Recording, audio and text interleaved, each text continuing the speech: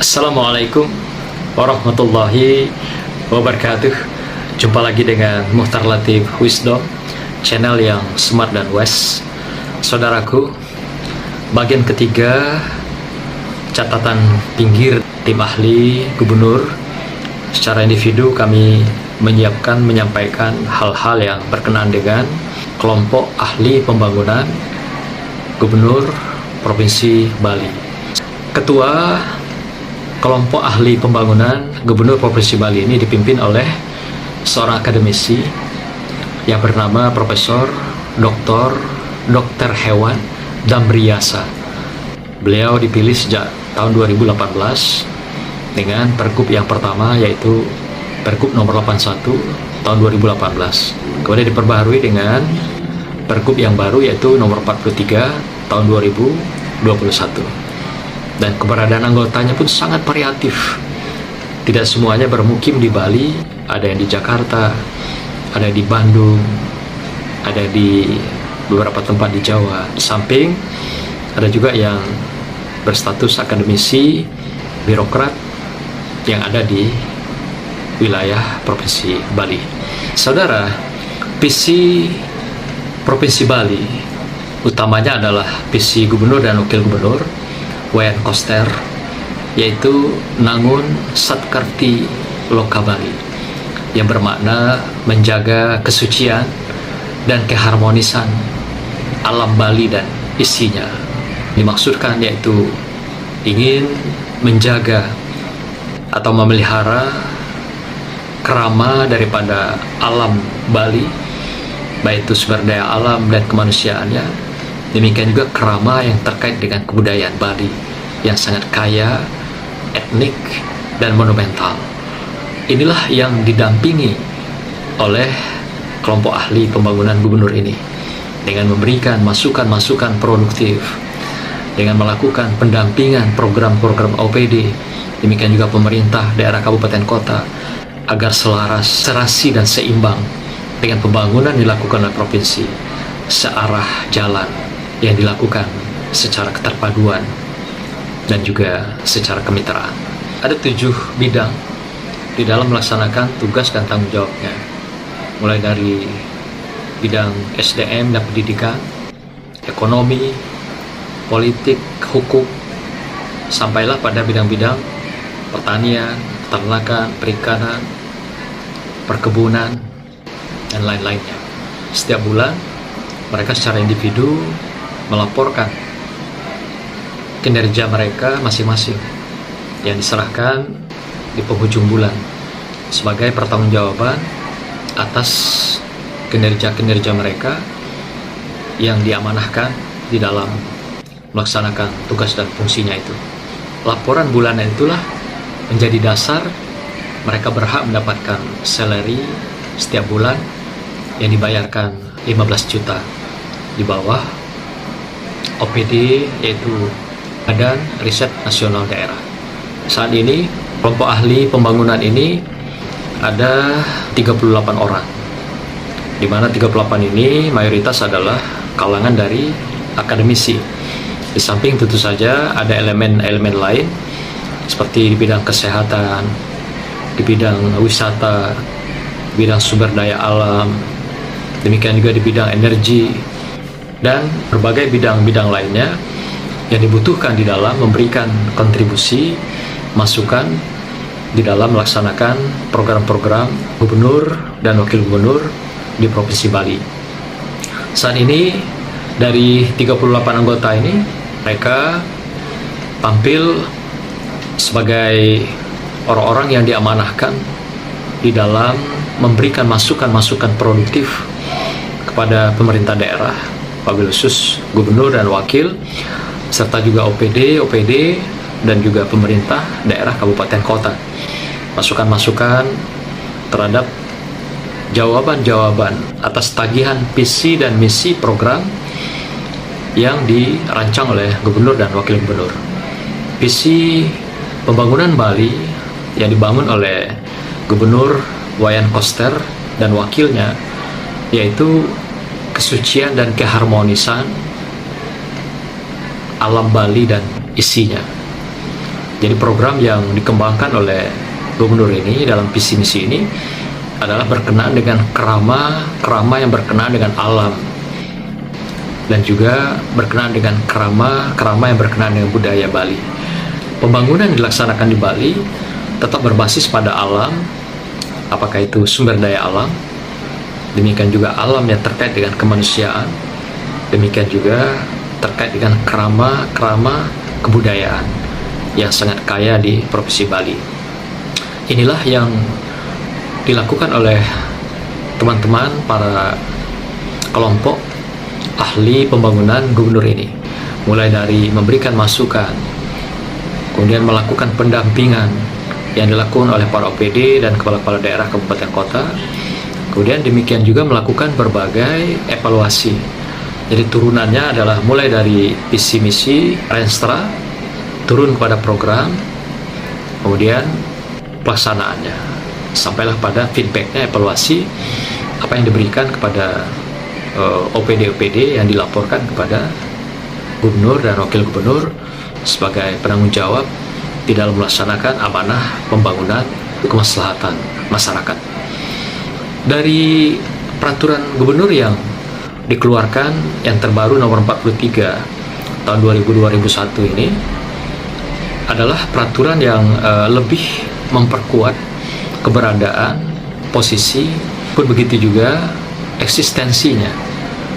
Kelompok ahli pembangunan gubernur ini berada di bawah leading sektornya OPD, yaitu BRIN atau BRIDA, Badan Riset Daerah.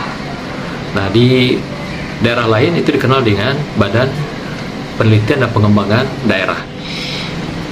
Jadi mereka dengan berada di bawah satu OPD ini, maka mereka lebih lincah bergerak, lebih lincah melakukan berbagai inovasi, kreasi, samping juga mereka bisa menjadi mitra di dalam pengembangan riset-riset yang terkait dengan kontribusi untuk memberikan masukan kepada pemerintah daerah. Karena bagaimanapun sebuah pemerintahan yang baik itu berbasis riset, baik secara nasional, apalagi lokal dan regional. Semakin banyak masukan-masukan dari riset akademis ini, semakin baiklah sebuah daerah.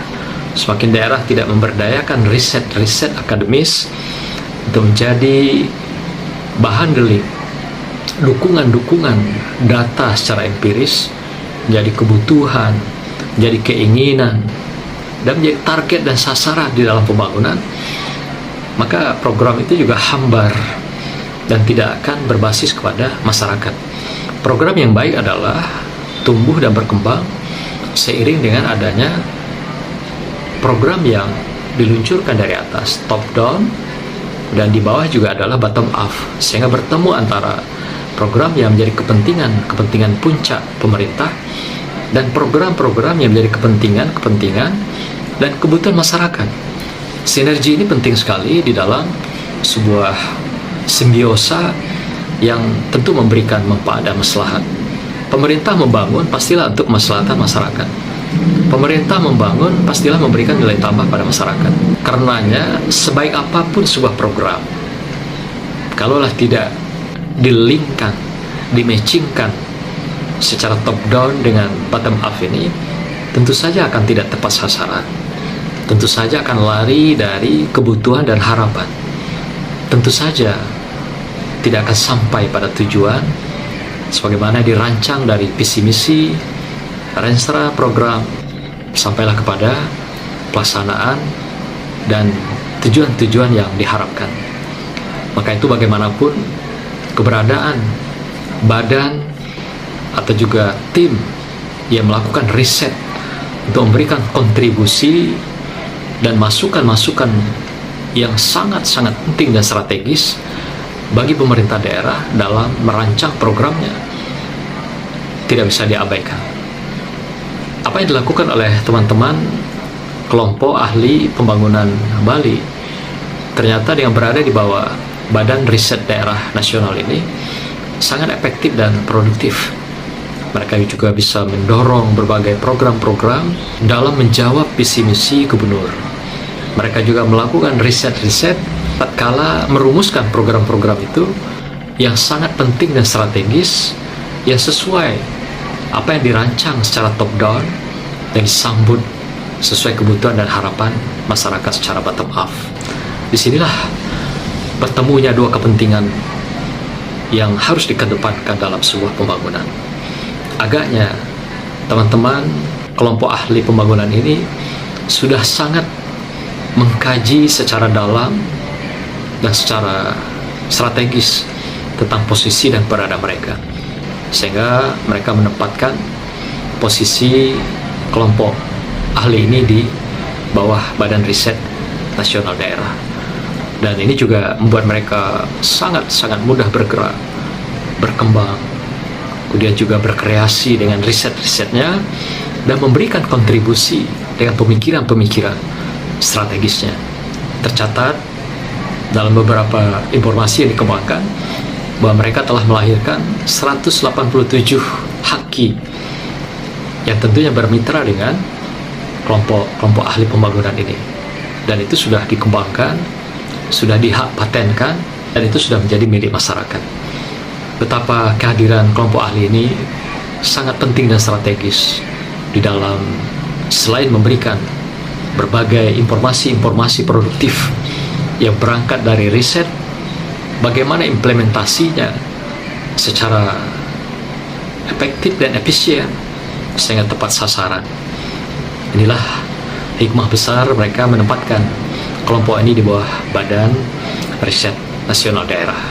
Kemudian yang tidak kalah penting, mereka bisa memahami peraturan gubernur ini dengan juga sangat baik, sehingga mereka menghargai salary untuk pekerjaan mereka, untuk amanat dan tanggung jawab mereka sebagai ahli, sebagai pakar, sebagai akademisi, sebagai juga mereka adalah mantan birokrat dan orang-orang yang memang terkait dan relevan dengan bidangnya. Mereka dihargai salary-nya 15 juta per bulan, di luar kegiatan-kegiatan teknis tatkala atau ketika mereka melakukan berbagai diskursus, melakukan berbagai pendampingan, melakukan berbagai evaluasi, monitor terhadap program OPD atau juga program-program yang berkenaan dengan kabupaten kota. Itu di luar dari biaya salary yang digunakan. Cukup fantastis penghargaan ini dari pemerintah daerah terhadap kelompok ahli pembangunan ini. Dengan jumlah mereka yang besar, 38 orang, dengan jumlah kabupaten kota hanya 9, dan mereka dihargai sangat profesional, sehingga mereka juga bekerja juga sangat optimal di dalam melaksanakan berbagai pendampingan atau juga sebagai komunikator, bahkan juga inspirator bagi pemerintah daerah di dalam melaksanakan pembangunan. Maka keberadaan mereka pun mendampingi para OPD tidak saja hanya 8 jam, tapi mereka juga bekerja sampai malam hari. Boleh dikatakan mereka standby 24 jam bila gubernur dan wakil gubernur membutuhkan kehadiran kelompok ahli pembangunan ini. Pun begitu juga ketika OPD membutuhkan, ketika daerah membutuhkan, mereka juga siap untuk memberikan berbagai partisipasinya di dalam melaksanakan tugas dan amanah ini, baik siang maupun malam hari. Begitulah informasi yang kita peroleh dari kelompok ahli pembangunan Gubernur Provinsi Bali.